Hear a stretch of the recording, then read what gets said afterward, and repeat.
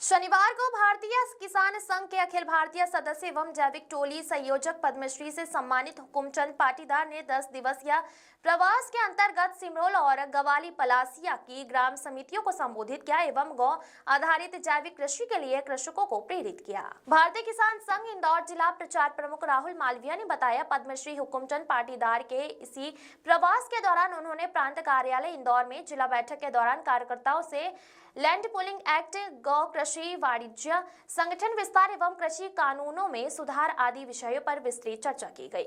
वहीं गौ कृषि वाणिज्य पर बल देते हुए उन्होंने कहा कि हर कृषक को गौ आधारित कृषि करने के साथ ही अपने उत्पादन स्वयं प्रोसेस कर लाभकारी मूल्य प्राप्त करने के लिए प्रयासरत रहना चाहिए। जैविक कृषि का एक मॉडल हमारे इसमें तैयार कर दो, जो मैं 3 दिन तक उस जमीन के ऊपर रहा।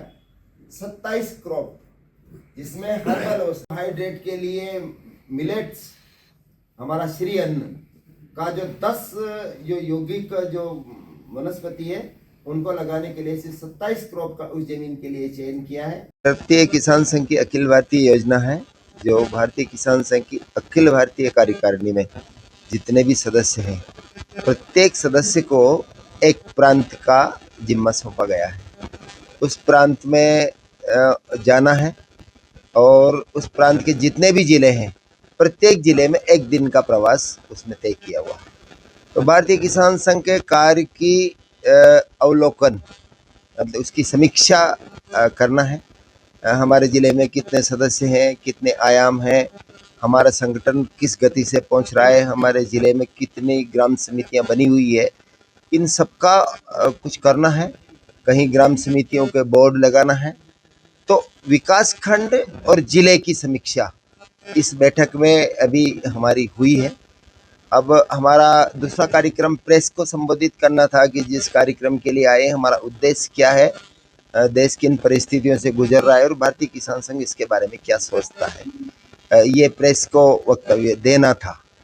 अगला कार्यक्रम हमारा यहाँ से कृषि विज्ञान केंद्र या कृषि विश्वविद्यालय में भी वैज्ञानिकों से मिलना इसमें तय है।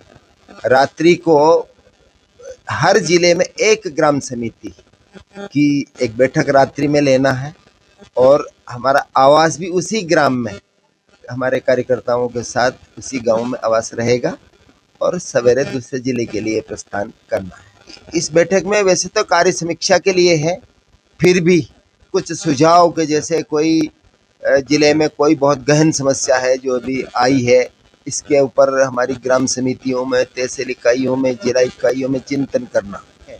विशेषकर मेरे ऊपर अखिल भारतीय स्तर पर जैविक कृषि की ज़्यादा जिम्मेदारियां रही है और हमारी धरती बिल्कुल बंजर होने की कगार पे जा रही है। हमारे अन्न में, सब्जियों में, फलों में, दालों में बड़ी मात्रा में है ना जो जहर प्रमाणित हो रहा है। दुनिया के देशों में हमारा उत्पाद स्वीकार नहीं किया जा रहा है।